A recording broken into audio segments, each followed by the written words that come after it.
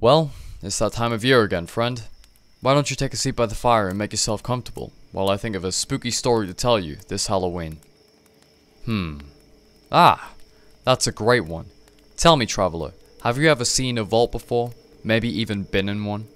Well, before the war they were marketed to the people of the country as safe fallout shelters to see through the nuclear apocalypse.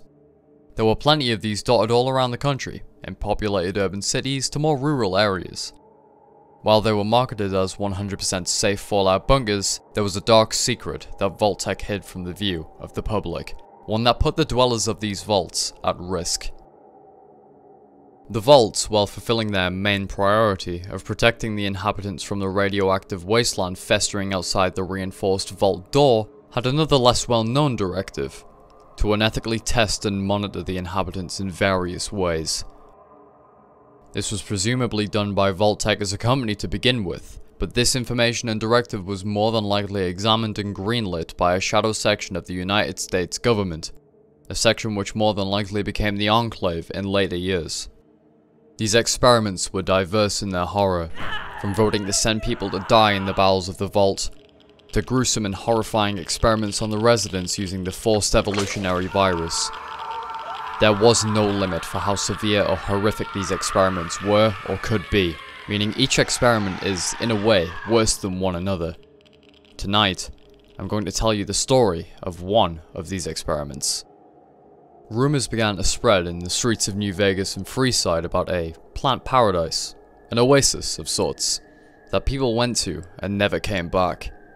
Most presumed that this was because the plant paradise was real, but that could be nothing further from the truth.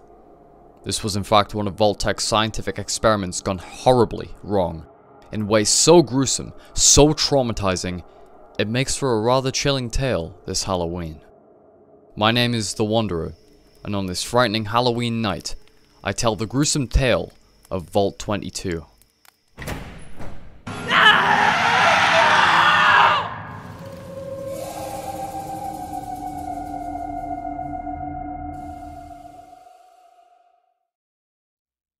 Vault 22 was a vault located nearby to Mount Charleston, Nevada, which before the war was the testing grounds for scientists who specialized in botanical research to conduct experiments to end world hunger.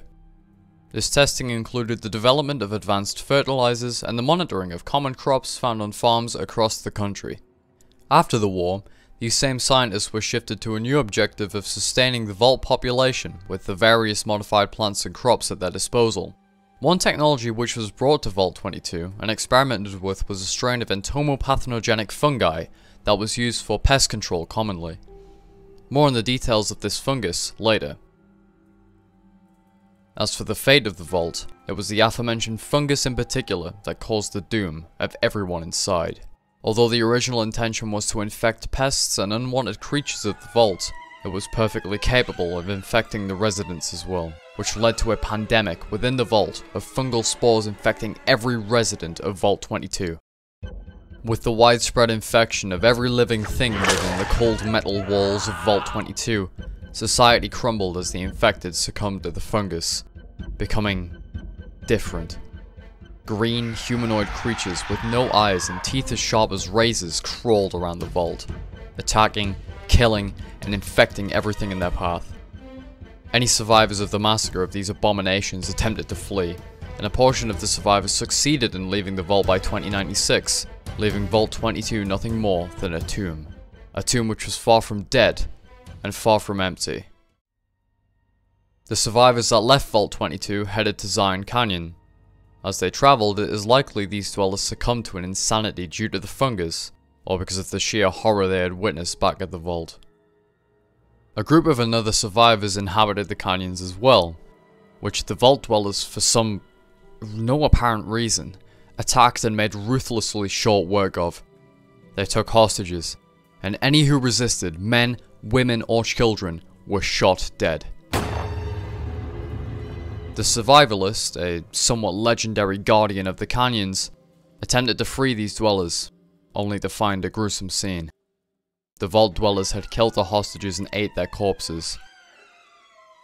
It was with this horrifying sight that Randall Clark made it his priority to wipe the Vault 22 dwellers off the map.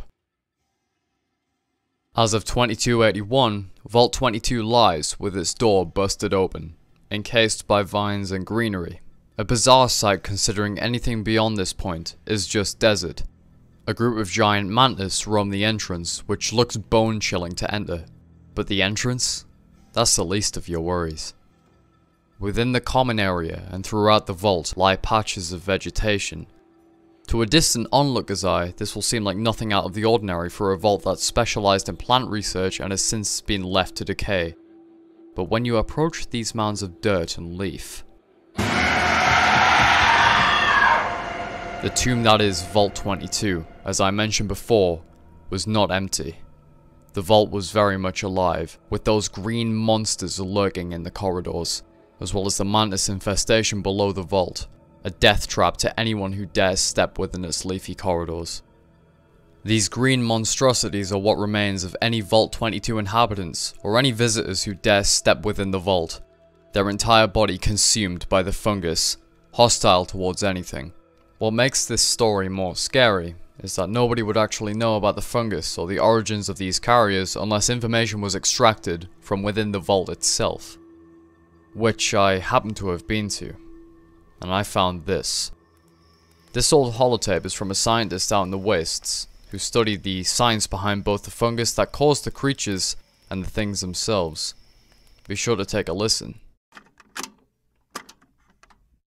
Their biology is strange to say the least. They have regressed into a feral state, their bodies transformed by the colony to be a more effective spore carrier and distributor.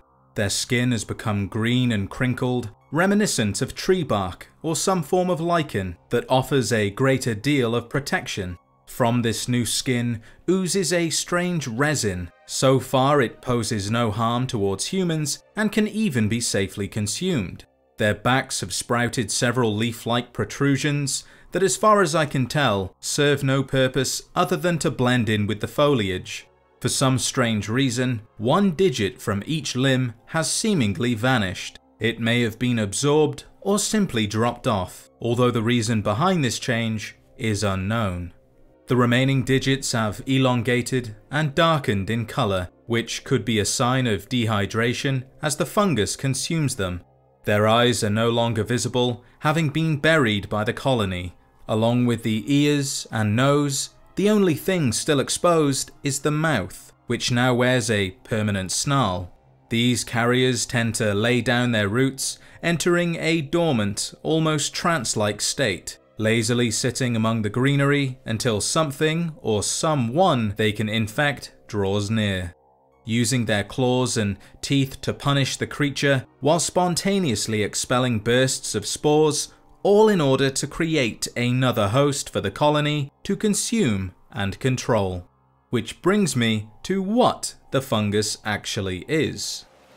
The Beauveria mordicana is a species of white entomopathogenic fungi, an asexually reproducing form of cordyceps, also known as the zombie fungus. The insect pathogen was originally designed for pest control. The aim was to infect the invasive creature, whatever that may be, which would then return to its nest or burrow to infect the others, effectively killing the entire brood in one fell swoop.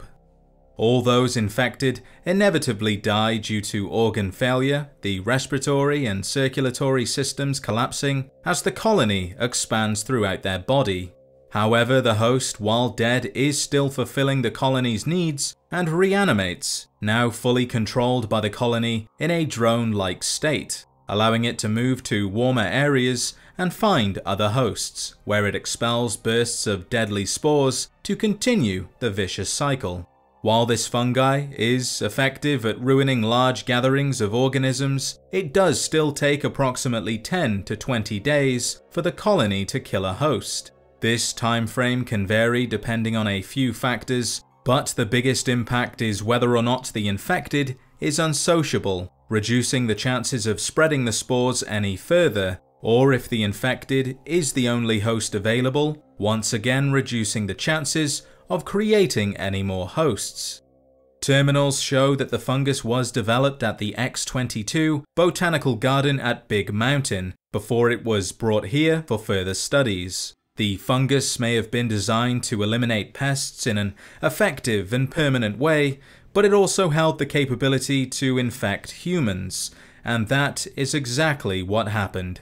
The fungus gradually spread throughout the vault, its spores escaping into the ventilation system, and soon thereafter the entire vault, slowly infecting the population, whose enclosed space and limited mobility made for the perfect environment.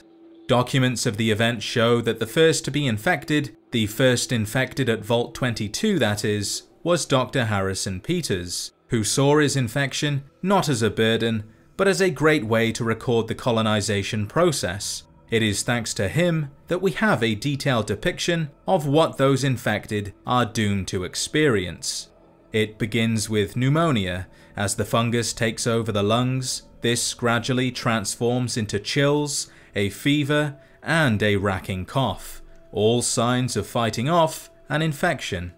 It seems as though the vault administered an antifungal treatment to try and counteract this infection, but it was rejected by the body and the organs soon failed, leading to death.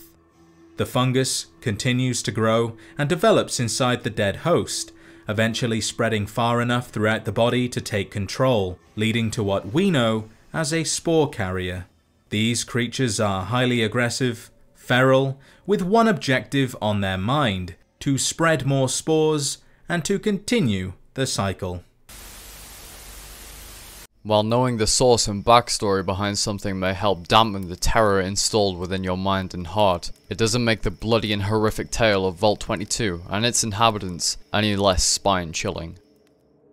I hope you enjoyed this installment of Fallout Spookies on Vault 22, and if you did, be sure to like and subscribe. I'd like to send a special thank you to Synonymous, a fellow Fallout content creator and a great friend of mine, for collaborating on this video. He makes some absolutely stellar videos on various weird and wonderful things in the Fallout series, so I'd like everyone to go and show him some love from me. Finally, I'd like to thank the members of my channel for their generous support: Cypriot Fox, TKS Mantis, Bonk, Lovable Douchebag, Splicer87, The Useless Show, and I'd like to give a warm welcome back to Broadway, and a warm welcome to my good friend Stewdog. Stewdog needs no introduction if you've been following the channel for the last couple of years. He's one of the talented people behind my fan project Wanderer A Fallout Story, as well as the videographer and assistant videographer for plenty of different Fallout lore videos that I did over the course of 2020. He's a great friend and a great creator, and I think you should go and subscribe to him and send some love. Thank you so much, Stewdog, for your support, back then and now. If you want a shout out like this at the end of each video, exclusive video editing live streams and early access to the videos that I edit, consider becoming a member on the channel for only... What was that? Wait here, I'll go check it out. Probably just another mole rat again. That or they found us. Reveal yourself. Come out with your hands up and maybe I won't have to turn your lurking ass into an ash heap. No reply. Either this guy's an idiot or he thinks I'm soft. Damn it! There goes our rations for the week. Fucking mole rats. That didn't sound like a mole rat. Don't panic. You trained for this. Don't panic.